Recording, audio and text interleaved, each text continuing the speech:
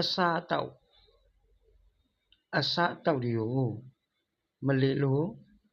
မကန်နန်းလို့ခေါ်တာပါမကန်နန်းအစားအသောက်အချိုရည်မျိုးတွေအချိုရည်များဆိုရင်မလေးလို့မီနိုမန်လို့ခေါ်တာပါမီနိုမန်အချိုရည်တွေပါဟင်းသီးဟင်းရွက်များကိုကြတော့မလေးလို့စာယိုရန်လို့ခေါ်တာပါစာယိုရန်တစ်တီးများဒါမှမဟုတ်ရင်အတီးတွေကိုမလေးလို့ဘွာဟန်လို့ခေါ်တာပါဘွာဟန်အစားအသောက်ကိုမကန်နန်းအချိုရည်တွေကိုမီနိုမန်ဟင်းသီးဟင်းရွက်တွေကိုမလေးလို့စာယိုရန်အတီးများဒါမှမဟုတ်တစ်တီးများကိုဘွာဟန်လို့ခေါ်တာပါ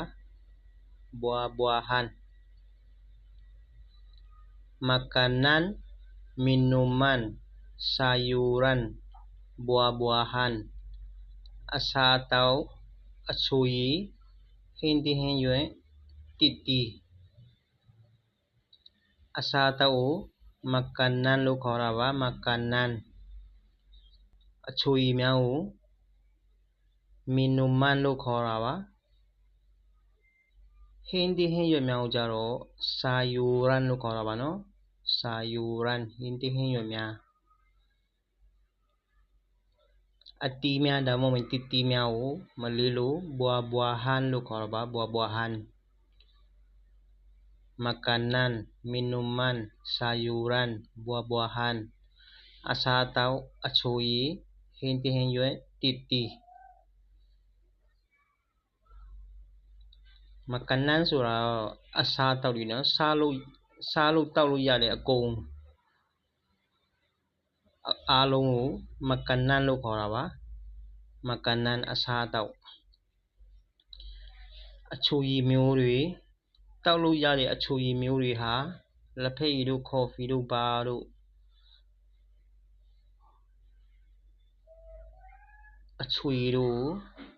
မီနိုမန်လို့ခေါ်တာပါဟင်းသီးဟင်းရွက်မျိုးကြတော့စာယိုရန်လို့ခေါ်တာပါနော်စာယိုရန်ဟင်းသီးဟင်းရွက်များအတီးမျိုးတစ်တီးမျိုးအတီးမျိုးစုံကိုဘယ်အတီးမဆိုတစ်တီးမျိုးအတီးတွေကိုဘွာဟန်လို့ခေါ်တာပါအားလုံး